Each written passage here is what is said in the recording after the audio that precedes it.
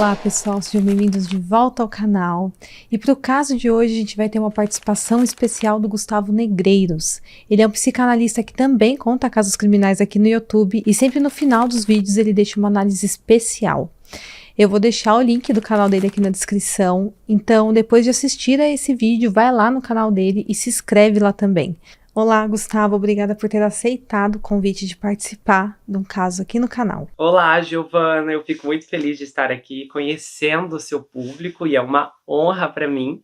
E depois que você assistir esse vídeo, vai lá e conheça meu trabalho, Gustavo Negreiros, Casos Criminais. Eu abordo histórias com diferentes aspectos e eu sempre faço uma análise psicológica lá no final. Inclusive, eu quero te recomendar um caso muito importante, que é o caso da atriz adulta Dakota Skye. Ela fez mais de 400 filmes adultos e terminou em tragédia. A história dela vai te emocionar e eu tenho certeza que você vai gostar, tá bom? E a gente vai começar esse caso agora!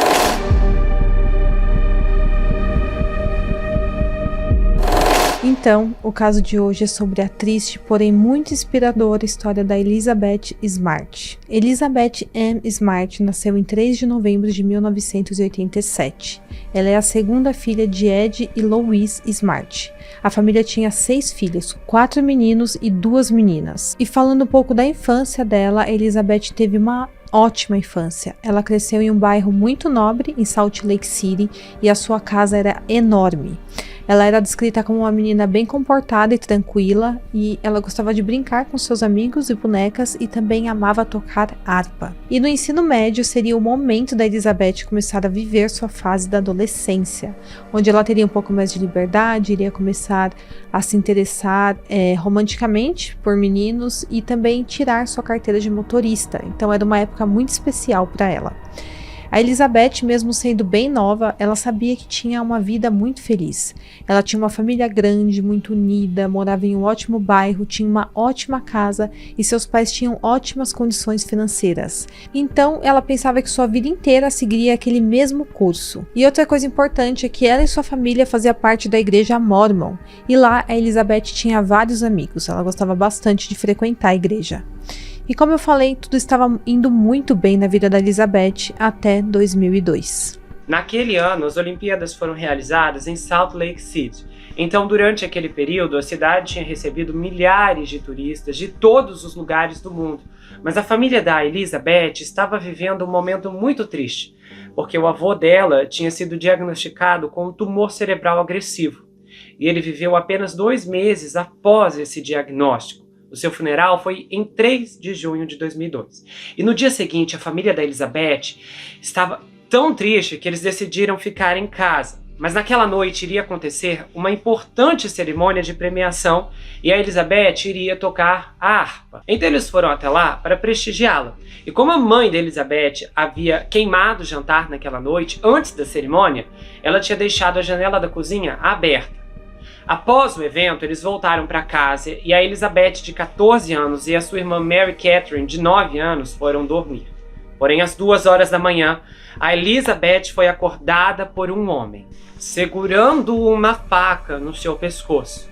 E ele disse: "Eu tenho uma faca no seu pescoço e não faça nenhum barulho. Venha comigo." A Elizabeth, naquele momento, acordou confusa e até achou que estava tendo um pesadelo. Mas ela logo percebeu o que estava acontecendo. A sua adrenalina disparou e ela ficou em alerta. Ela contou que tudo o que ela queria naquele momento era que a Mary Catherine não acordasse, para que o homem não fizesse nada contra a sua irmã mais nova. Mas na verdade, a Mary estava acordada e viu tudo acontecer enquanto fingia que estava dormindo. Enquanto isso, o homem disse para Elizabeth para ela não fazer barulho, ou então ele eliminaria toda a família dela. Com medo que ele fizesse algo contra seus familiares, ela fez exatamente o que ele mandou. Ele a colocou em sua frente, colocou a faca nas costas da Elizabeth e mandou ela ir andando. Eles saíram do quarto, passaram pelo corredor da casa e saíram pela porta da cozinha. E enquanto isso, a irmã da Elizabeth escutou tudo, cada passo que eles davam. Ela queria correr até o quarto dos pais para avisar o que estava acontecendo, mas ela disse mais tarde que sentiu muito medo e acabou ficando paralisada, sem saber o que fazer. Em um momento ela chegou a sair da cama, mas ela achou que tinha escutado aquele homem voltar. Ela então correu de volta para a cama dela e se escondeu embaixo das cobertas até a casa ficar em completo silêncio. Quando ela teve certeza que o homem já tinha saído da casa com a Elizabeth, a Mary Catherine correu para o quarto dos seus pais e avisou que a Elizabeth tinha sido sequestrada. A Elizabeth foi sequestrada por um homem chamado Brian David Mitchell.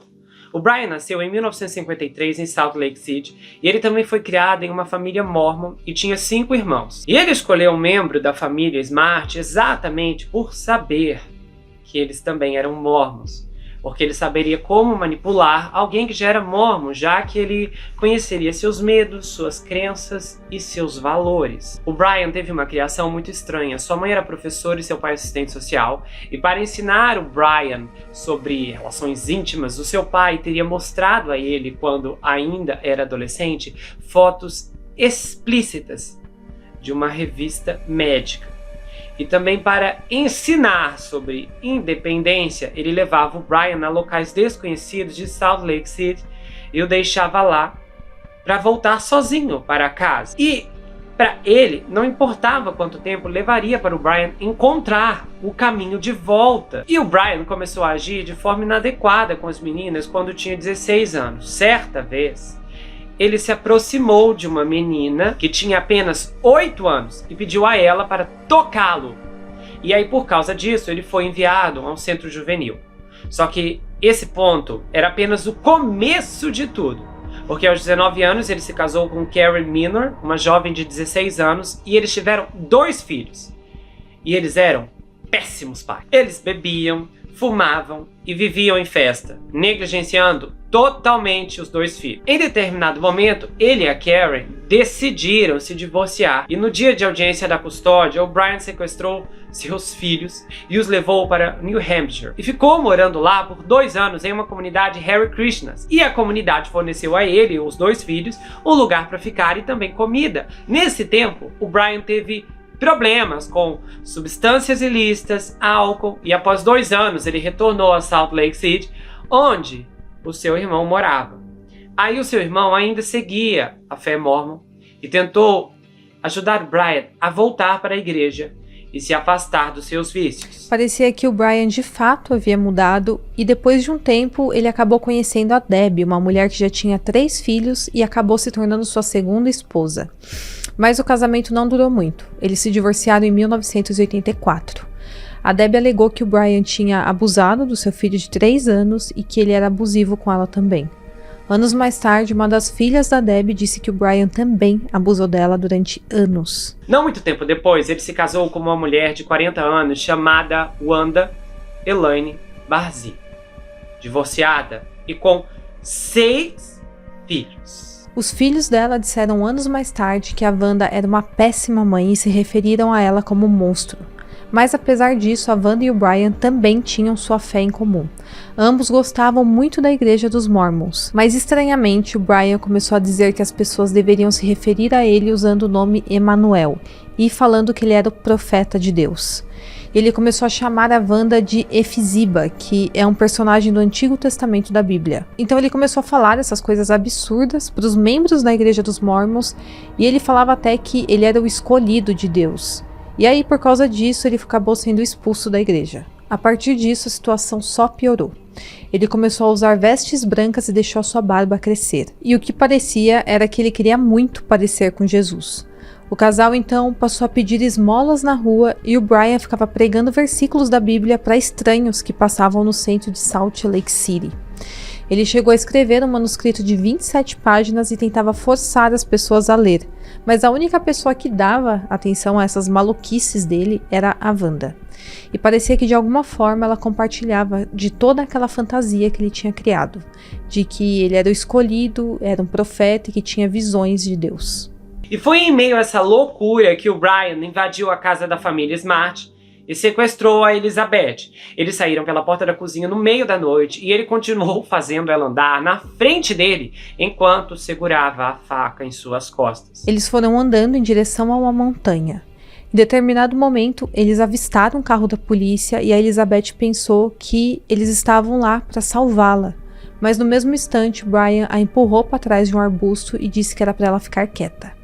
Nesse momento, Brian estava muito nervoso porque ele achou que seria pego pela polícia e ele disse em voz alta enquanto o carro passava: abre aspas, Deus, deixe esse carro passar, fecha aspas. E de fato, o carro passou muito perto de onde eles estavam, mas eles não foram vistos. Eles retomaram o caminho e durante todo o tempo ele ordenou para que a Elizabeth ficasse quieta e não tentasse correr, ou senão ele mataria ela e toda a sua família.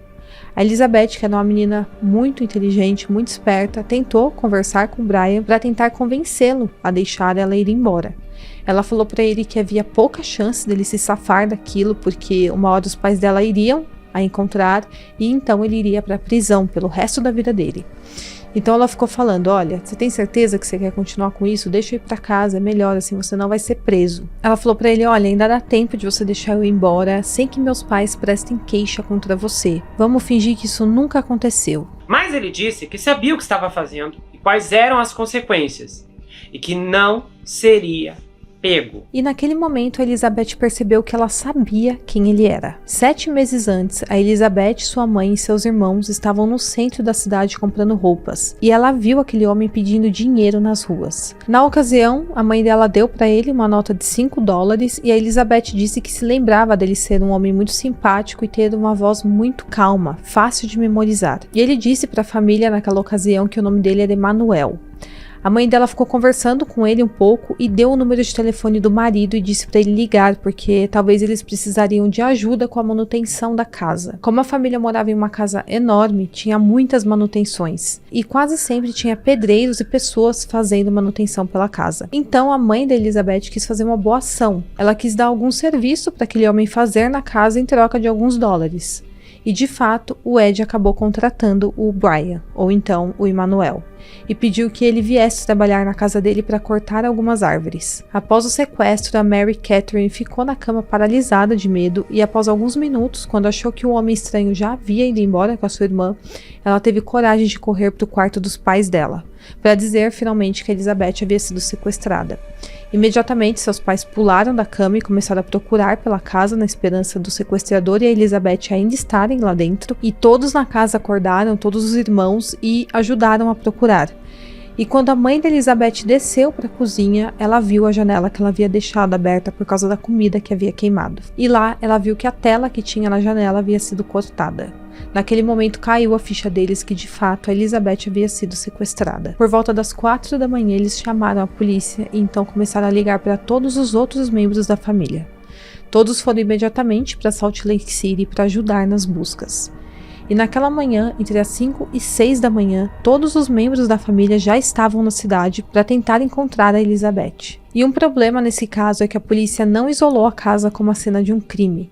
Eles deixaram os membros da família saírem e entrar da casa, contaminando todo o local e também qualquer evidência do sequestrador. Quando um policial experiente chegou lá, ele questionou os outros policiais por que eles não haviam isolado a cena do crime e estavam deixando toda a família contaminar todo o local, mas na verdade os policiais que chegaram primeiro eram muito inexperientes. Naquele ponto, a polícia suspeitava que alguém da família poderia ter feito aquilo. Então os investigadores tiveram que levar todos os membros da família para a delegacia em viaturas separadas para interrogá-los. Enquanto isso, um cão farejador foi levado para a casa da família, mas nenhuma pista foi encontrada. A Mary Catherine também teve que conversar sozinha com a polícia para contar o que ela se lembrava daquela madrugada. Ela disse que o sequestrador era um homem branco de 30 a 40 anos que tinha mais ou menos a mesma altura que o irmão dela.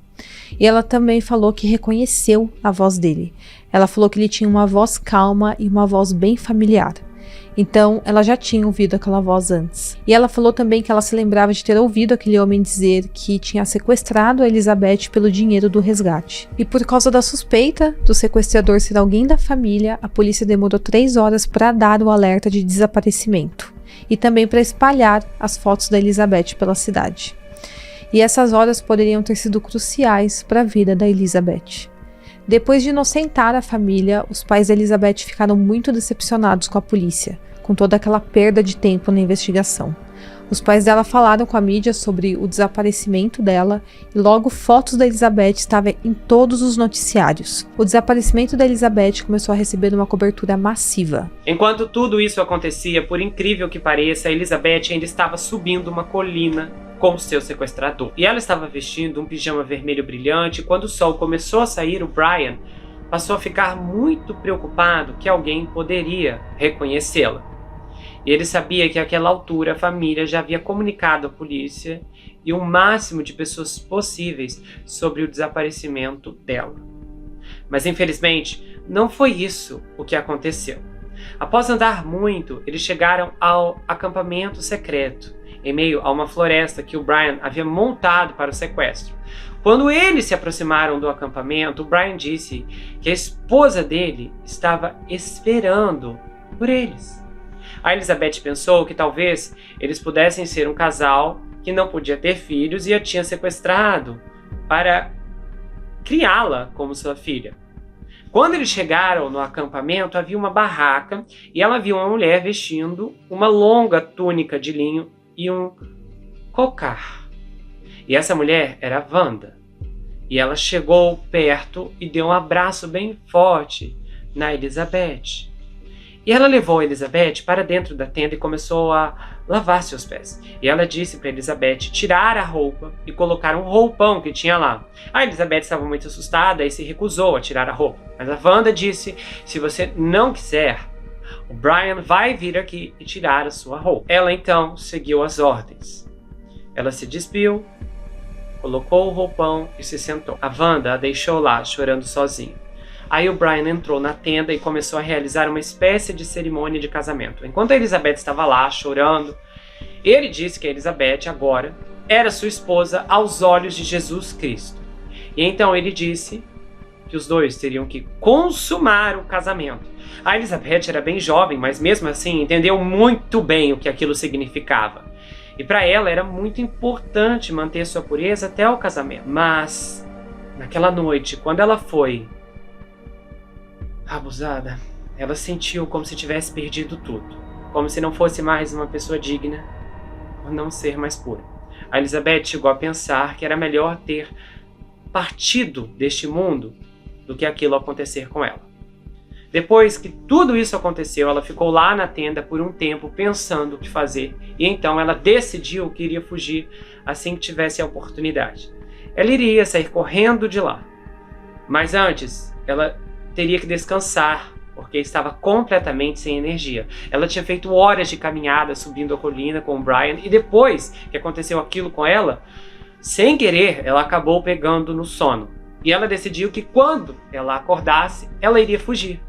Mas infelizmente, quando ela acordou, ela viu o Brian na frente dela. Ele estava amarrando a perna dela com um cabo de metal.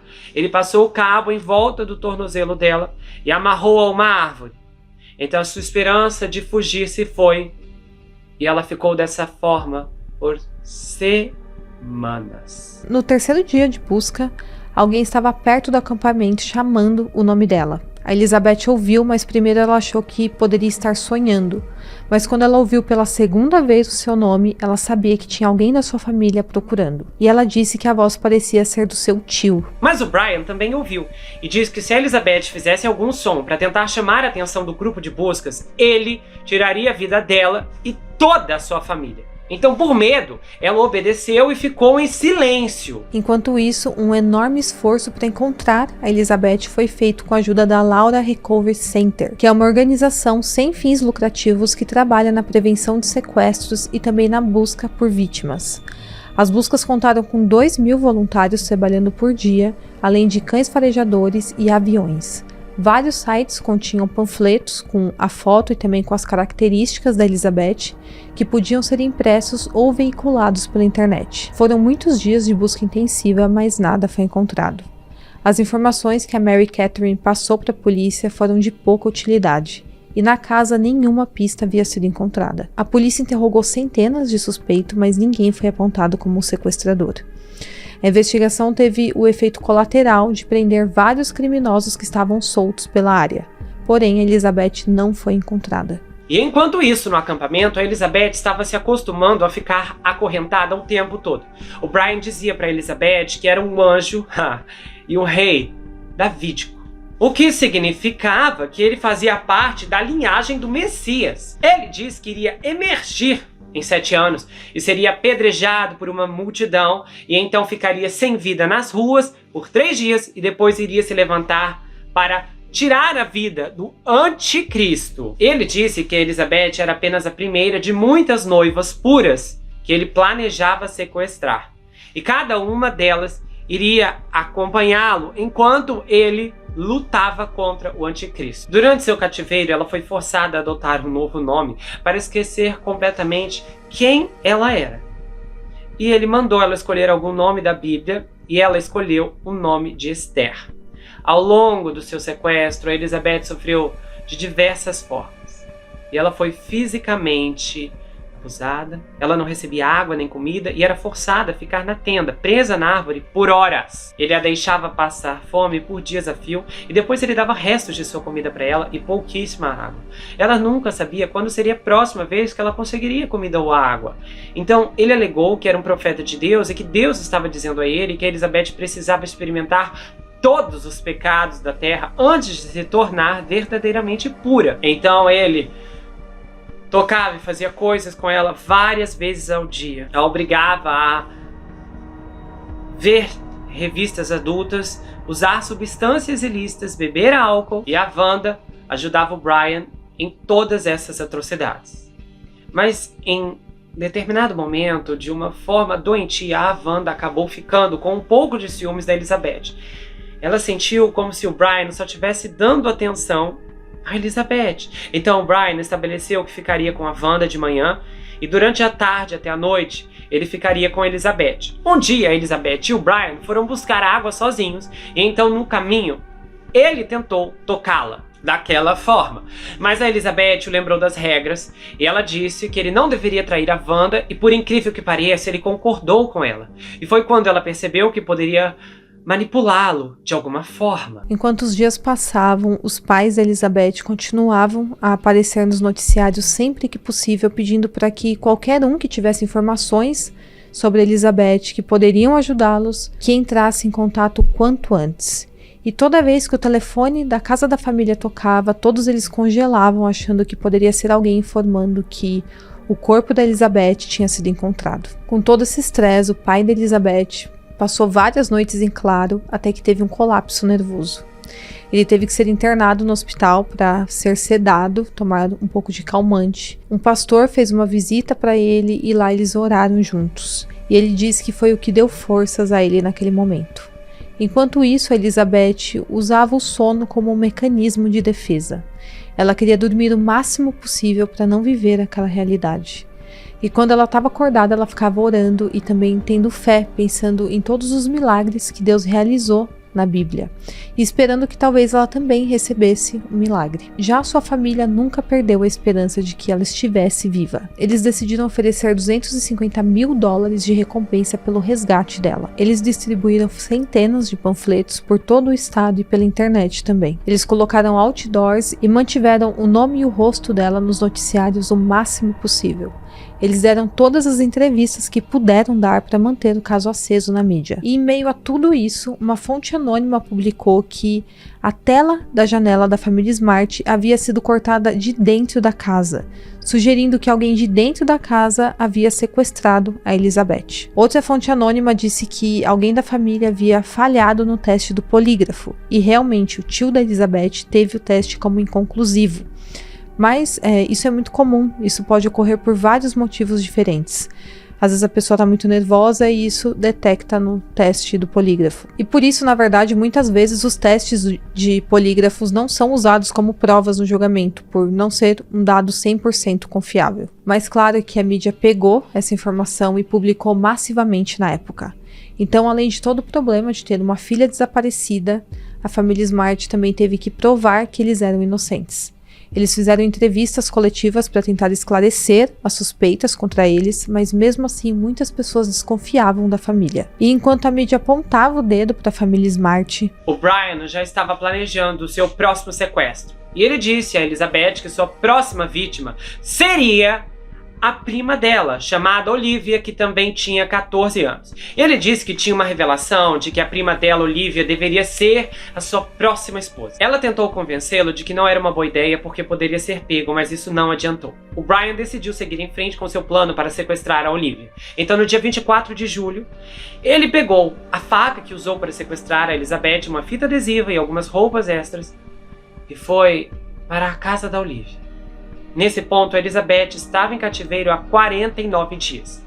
Na casa da Olivia, ele foi até a janela do quarto e começou a cortar a tela. Mas nesse momento, ele acabou derrubando alguns porta-retratos que estavam na janela. E isso acordou a mãe da Olivia. Ela então entrou no quarto e quando acendeu as luzes, ela viu que alguém estava com uma faca, tentando cortar a tela de proteção da janela. Ela começou a gritar, o Brian se assustou e conseguiu fugir a tempo. Eles chamaram a polícia e avisaram que eram parentes da Elizabeth Smart e que os dois incidentes poderiam estar conectados de alguma forma. Mas a polícia minimizou essa possibilidade desde o início. Os policiais disseram que não acreditavam que existia uma conexão entre o sequestro da Elizabeth e essa tentativa de invasão. Eles falaram que provavelmente tinha sido uma brincadeira de mau gosto apenas para assustar a família. Quando a Elizabeth viu que o plano do Brian não tinha funcionado, ela entrou em modo de sobrevivência e parte do seu plano era não falar nada sobre sua vida. Principalmente para não irritar o Brian, porque ele queria que ela se esquecesse de toda a sua vida e fosse uma nova pessoa, até com um nome diferente. Então, depois de agir como se tivesse aceitado completamente sua vida nova e conseguir um pouco mais de confiança com ele, ela o convenceu a deixar que ela ficasse solta pelo acampamento. Ele aceitou, mas disse que se ela tentasse escapar do acampamento, ele iria tirar a vida dela e de toda a sua família. Aí um dia o Brian estava muito bêbado e ela decidiu tentar fugir, mas não conseguiu.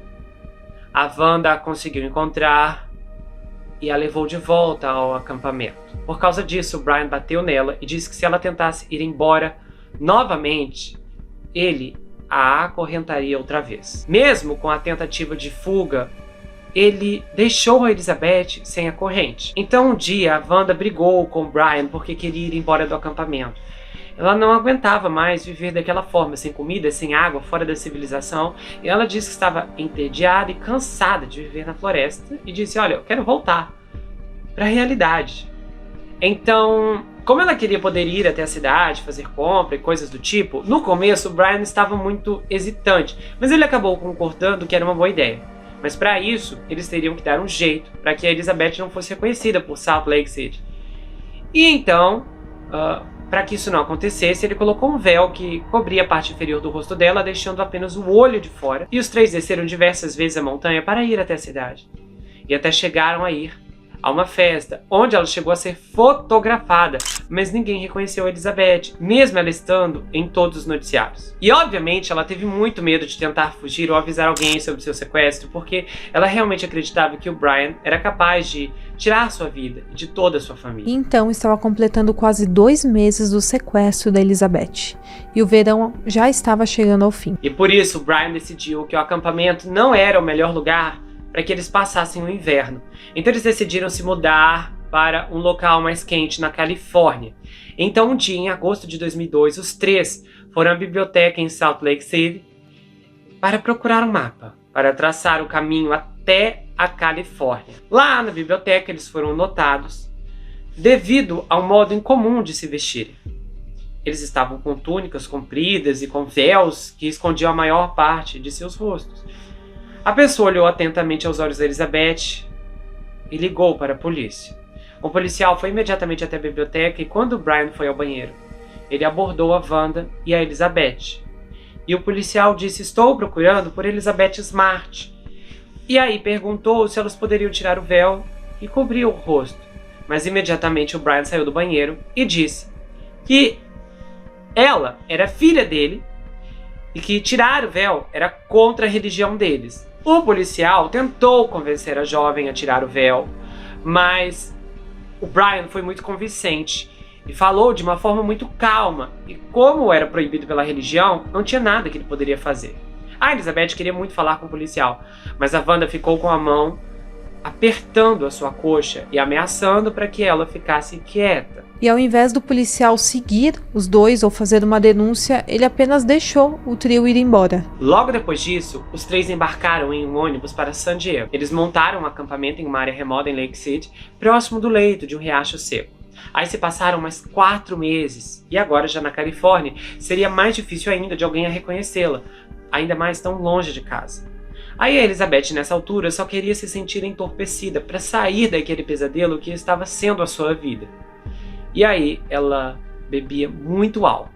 Brian e a Wanda, quando perceberam que tinha pessoas chegando próximo do acampamento deles, decidiram mudar de lugar. E eles se mudaram várias vezes para diferentes acampamentos no condado de San Diego. E muitas vezes se mudavam no meio da noite para não serem notados. Enquanto isso, a família Smart continuava com esperança de encontrar a Elizabeth viva.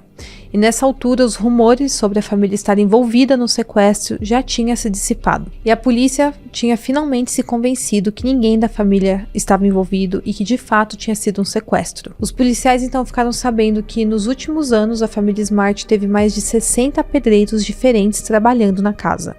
Como eu falei, eles tinham uma casa enorme com várias pessoas trabalhando em reformas, manutenção, entre outras coisas, para manter uma casa daquele tamanho. E então eles tinham pessoas desconhecidas entrando e saindo e vendo a rotina da família com muita frequência no dia a dia deles. A polícia fez uma lista com todos os nomes e entre eles tinha o nome do Brian, que era o único que possuía uma ficha criminal. Eles descobriram que o Brian já tinha se envolvido em um assalto a uma farmácia e que havia atirado também em um policial. Porém, a polícia tinha um outro suspeito, que era um homem chamado Richard Rich. Ele foi preso por violação de condicional apenas 9 dias depois que Elizabeth foi sequestrada, e ele foi enviado para a prisão estadual de Utah. A polícia o interrogou na época de forma intensa, acreditando que de fato ele era o criminoso e que ele tinha sequestrado e matado a Elizabeth. Ele foi pressionado por horas para assumir o crime. Porém, em agosto de 2002, o Richard foi hospitalizado depois de ter problemas respiratórios em sua cela. E quando ele estava no hospital, a polícia divulgou um comunicado dizendo que era crucial para o caso da Elizabeth que ele permanecesse vivo. Porém, 3 dias depois, ele morreu por hemorragia cerebral. E agora, o medo da família Smart era que a polícia colocasse esse homem como culpado e encerrasse o caso da Elizabeth. Estava havendo todo esse conflito entre a investigação da polícia e a família Smart, porque, de um lado, a polícia queria encerrar o caso e acabar com toda a pressão da mídia em cima deles, e do outro, a família Smart acreditava que a Elizabeth ainda poderia estar viva. E aí, em outubro de 2002, algo mágico aconteceu. A irmã da Elizabeth, a Mary Catherine, estava deitada em sua cama quando, de repente, ela simplesmente se lembrou de quem era a voz do sequestrador da Elizabeth. Ela foi correndo até o pai dela e disse: "Olha, eu lembro quem era o sequestrador. Era aquele sem-teto que demos $5 para ele trabalhar aqui em casa." E foi aí que o pai dela percebeu que era o tal Emmanuel, também conhecido como Brian Mitchell.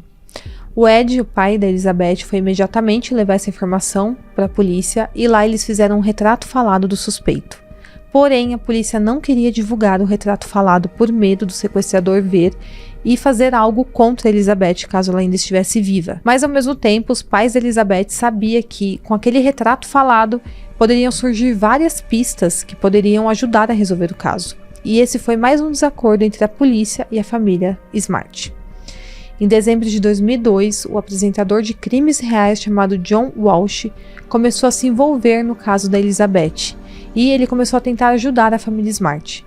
Ele concordava que divulgar o retrato falado ajudaria no caso, então, com a permissão dos pais da Elizabeth, em seu programa de televisão ele contou tudo o que ele sabia sobre o suspeito. Que um homem que havia ido cortar grama e limpar o telhado da família Smart, conhecido como Emmanuel, era quem havia sequestrado a Elizabeth. E naquela altura, a Elizabeth tinha acabado de completar 15 anos. Além disso, ela passou o Natal, feriado, Ação de Graças e Ano Novo em cativeiro. Tem até uma foto que é possível ver ela com o rosto coberto por um pano enquanto eles comiam em um local para pessoas sem teto. E a Elizabeth, nessa altura, já estava se sentindo completamente esgotada, muito cansada de tudo aquilo. Ela pensava se um dia ela conseguiria fugir e voltar para sua família. Em fevereiro de 2003, 8 meses depois de ter sido sequestrada pela primeira vez, o Brian decidiu deixar a Wanda e a Elizabeth no acampamento para ir buscar comida e água para elas. Faziam 3 dias que elas não tinham nada para comer nem beber. A Elizabeth achou que iria partir desse mundo de tanta fome e desidratação. E naquele momento ela, pelo menos, chegou à conclusão que poderia ir embora em paz. Ela se sentiu grata por tudo que tinha vivido até o momento, de ter sido sequestrada, e falou: pelo menos agora eu descanso com Deus. Porém, nesse momento começou a chover e ela bebeu muita água da chuva. E Isso a manteve viva e para ela foi um sinal de que ela deveria continuar lutando. Então, depois de vários dias, o Brian finalmente voltou para o acampamento. Só que em vez de voltar com comida, na verdade ele estava comprando substâncias ilícitas, álcool, além de invadir a Igreja dos Mormons. Então ele foi preso no dia 12 de fevereiro, mas logo foi solto. E por isso passou-se tantos dias dele longe do acampamento. Então eles continuaram vivendo ali até o dia em que o helicóptero passou por cima. E o Brian ficou paranoico, achando que era a polícia procurando a Elizabeth. Aí o Brian começou a fazer planos para que eles se mudassem para Chicago ou para Filadélfia. E assim que a Elizabeth ouviu isso, ela pensou que se eles fossem para lugares tão longes, ela teria menos chances ainda de ser reconhecida e resgatada. E ela pensou que se voltassem para Utah seria o melhor lugar para que fosse reconhecida. Então a Elizabeth elaborou um plano. Ela disse ao Brian que Deus tinha falado com ela, que eles deveriam voltar para Utah para ele poder conseguir outras esposas. E o Brian concordou. Ele disse que se Deus havia dito aquilo a ela, eles deveriam ouvir. Então eles decidiram retornar para Utah, pegando carona pela estrada. O Brian vestiu Elizabeth com uma peruca e óculos de sol, e nessa altura ela já tinha conquistado bastante a confiança do Brian, por não ter reagido quando o policial os confrontou na biblioteca. Ela também nem tinha tentado outras fugas. Então, quando eles chegaram em Utah, o Brian começou a andar bastante por Salt Lake City. E eles frequentaram muitos restaurantes, inclusive um chamado Soap Salad. E eles continuavam vestindo aquelas roupas estranhas, e a Wanda e a Elizabeth continuavam tampando parte do rosto. Mas nessa época o Ed, o pai dela, tinha publicado o retrato falado do Brian. Então o tio da Elizabeth, o David, levou uma cópia do esboço até esse restaurante, porque eles já tinham recebido algumas dicas de que um homem parecido com o retrato falado já havia sido visto por lá. O David perguntou à garçonete se ela tinha visto aquele homem no restaurante e ela disse que sim, que ele e a mulher dele iam bastante lá. Ela falou que pensava que ele fazia parte de alguma seita religiosa esquisita por causa das roupas dele, e que da última vez que ela tinha visto ele estava com 2 mulheres e que uma delas parecia ser mais jovem. Além disso, as famílias de Wanda e Brian o reconheceram do retrato falado divulgado, e eles foram até a delegacia dizer que realmente achavam que eles eram os sequestradores da Elizabeth, porque os familiares dos dois não tinham conseguido entrar em contato com eles desde o desaparecimento da Elizabeth. As famílias deles deram várias informações sobre os dois para a polícia e finalmente a polícia percebeu que era muito provável que o Brian de fato estivesse com a Elizabeth e que, de acordo com a última dica, havia uma boa chance dela ainda estar viva. Começou a ser bastante divulgado pela polícia para que qualquer um que visse uma pessoa parecida com o retrato falado que entrasse em contato imediatamente. Então, no dia 12 de março de 2003, 9 meses após o sequestro, 2 pessoas diferentes ligaram para a polícia e disseram que haviam visto o Brian com a Elizabeth Smart em um Walmart na cidade de Sandy, uma região metropolitana de Salt Lake City. Os policiais foram imediatamente até o Walmart e cercaram completamente o mercado. Quando o Brian e a Elizabeth saíram do mercado, havia policiais por toda a parte. A polícia então confrontou o Brian e pediu sua identidade. Ele disse que não tinha e que seu nome era Peter Marshall e que eles haviam desistido de todas as suas posses para serem mensageiros do Senhor Jesus Cristo e que a Elizabeth era sua filha. A Elizabeth estava vestindo peruca e óculos escuros e era muito óbvio que aquilo era um disfarce muito mal feito. Os policiais sabiam que de fato era a Elizabeth Smart, mas ela continuou em completo silêncio ao lado do Brian. Eles sabiam também que provavelmente ela estava muito apavorada com medo do Brian, então eles sabiam que precisavam separar os dois para que ela pudesse falar. E foi isso que eles fizeram. Quando eles perguntaram se ela era Elizabeth Smart, ela disse que não, e ela falou que ela não sabia quem era a Elizabeth. Os policiais insistiram, pegaram um jornal onde tinha a foto dela, colocaram assim do lado do rosto dela e disseram: nós sabemos que é você, apenas fala pra gente que tudo isso vai ter um fim. Porém, por incrível que pareça, ela continuou dizendo que não. E na verdade ela estava fazendo isso porque ela tinha medo da possibilidade de ter que voltar para o acampamento do Brian e da Wanda e ser castigada por eles por ter falado com os policiais. Então era bem claro que Elizabeth estava muito traumatizada depois de tantos meses em cativeiro sendo agredida e ameaçada. Então os policiais colocaram ela dentro do carro da polícia para levar ela até a delegacia, para lá ela ser interrogada. E enquanto eles colocavam ela na parte de trás do carro, um dos policiais disse a ela: "Você sabe que esta é sua última chance de contar a nós quem você é. Apenas diga quem você é e tudo isso pode acabar. Você é a Elizabeth Smart." E ela apenas disse: "Tu dizes." E essa era a forma que o Brian falava e tinha feito a Elizabeth falar durante todo aquele tempo, como se fosse na linguagem do Antigo Testamento da Bíblia. A polícia interpretou isso como um sim e eles a levaram imediatamente para a delegacia. Eles colocaram ela em uma sala, ela ficou lá esperando e quando finalmente a porta se abriu, era o seu pai indo ao seu encontro. Ele nem acreditou que tinha encontrado sua filha depois de todo aquele tempo de tanto sofrimento. Eles se abraçaram, choraram juntos de alegria, de saudade. A Louise Smart, a mãe dela, também chorou muito de alegria quando viu a Elizabeth, depois de 9 meses de sequestro. E a família se reuniu finalmente, depois de tantos meses separados, e foi um momento de muita emoção e alegria para eles. Principalmente porque eles chegaram a pensar que ela nunca mais voltaria para casa. E todo o público também que acompanhou o caso pela mídia também chegou a duvidar que um dia ela seria encontrada, então parecia um verdadeiro milagre ela estar viva e de volta à sua família. Após o retorno para casa, os pais de Elizabeth a afastaram completamente da mídia para que ela se concentrasse em se curar e voltar para sua vida normal. Enquanto isso, muitas pessoas davam suas opiniões à mídia, dizendo que a Elizabeth deveria ter passado por um centro de reabilitação para a saúde mental antes de voltar para a casa dela. Mas naquela época ela não queria ficar fazendo terapia, ela queria apenas passar o máximo de tempo possível com a sua família. Depois de um tempo ela chegou a ir a alguns terapeutas, mas ela disse que a maior parte da sua cura veio através do amor dos seus pais. Sua mãe sempre dizia a ela que o melhor castigo que ela poderia dar ao seu sequestrador era ser feliz. E então a Elizabeth continuou sua vida e estava realmente muito feliz com a sua volta para casa e finalmente parecia que o pesadelo tinha tido um fim.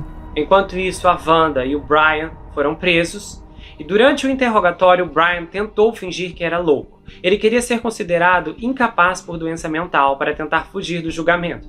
Ele ficou falando que era Jesus e chamava os policiais de Satanás, ficou divagando sobre a religião, falando sobre seu livro, e os policiais pediram para ele deixar a religião fora daquele local, porque eles não estavam conseguindo entender o que o Brian estava dizendo.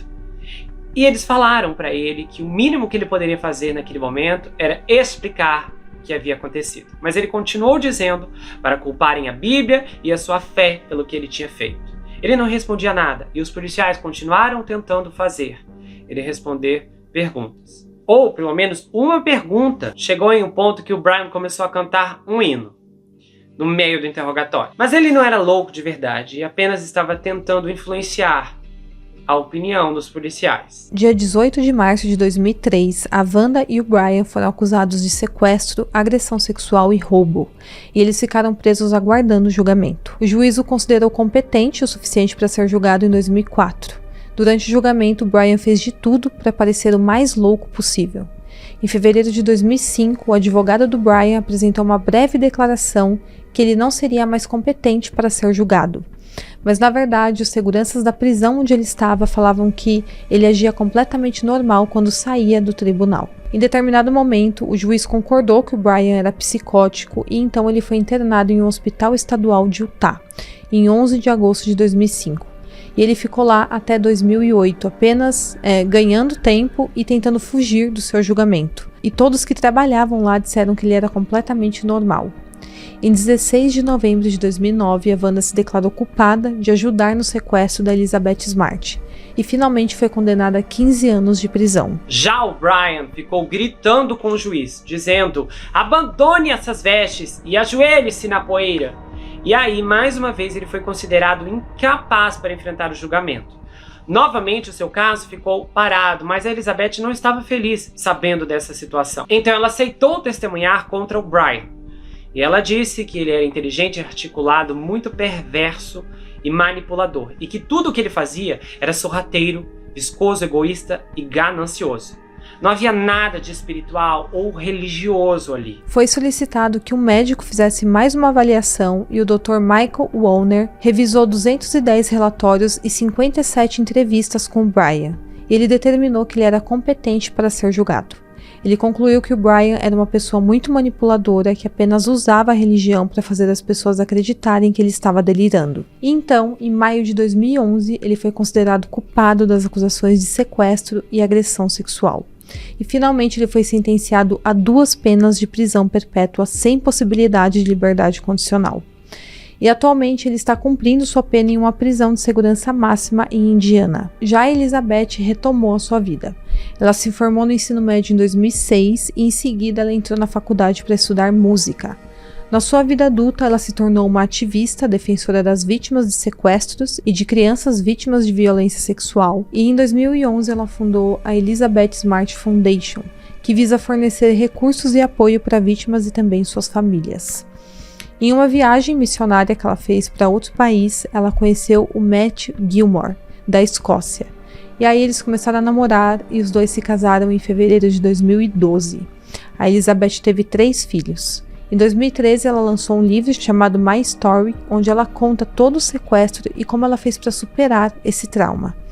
A Elizabeth continua usando sua voz e influência para inspirar e ajudar milhares de pessoas ao redor do mundo. Bom, quando eu olho para essa história, nós podemos identificar aqui figuras muito importantes, porque a Elizabeth Smart passou por uma provação que ninguém deveria sofrer. Ela teve a sua inocência destruída, roubada, e o seu senso de identidade foi muito abalado. Mas durante o seu sequestro, a Elizabeth demonstrou coragem e resiliência. A capacidade da Elizabeth de sobreviver a uma situação extremamente grave e durante esse processo manter a sua integridade psicológica é muito impressionante, porque ela demonstrou habilidade de enfrentamento, como a capacidade de estabelecer objetivos e de manter a esperança, além de uma forte determinação em resistir e sobreviver ao seu sequestrador. Um dos fatores mais importantes aqui foi a base primordial dela, que nesse caso foi sua fé cristã, ou seja, ela manteve sua crença em Deus e em sua família, o que lhe deu forças para sobreviver. Além disso, ela foi capaz de manter a sua identidade e a sua autoestima, não permitindo que o seu sequestrador a definisse ou a fizesse se sentir inferior, ao ponto dela sucumbir à identidade que ele queria que ela assumisse de forma definitiva.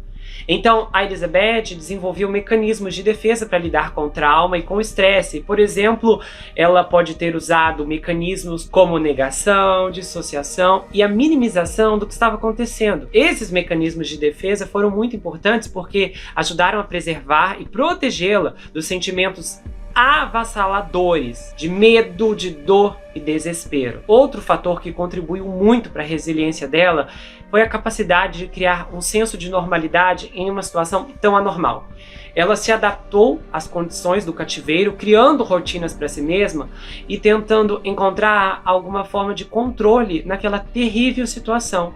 Isso ajudou a diminuir a sua ansiedade e também a manter a sua sanidade mental. Já o David Mitchell era claramente um indivíduo com transtornos mentais graves e problemas psicológicos bastante profundos, só que eu vejo que o David, além de sofrer um transtorno delirante, também acreditar que era um profeta enviado por Deus para estabelecer uma nova ordem social baseado nas suas crenças religiosas extremas, ele era claramente uma pessoa altamente manipuladora, perigosa e capaz de usar táticas de coerção psicológica para controlar a Elizabeth e mantê-la em um cativeiro psicológico e também físico.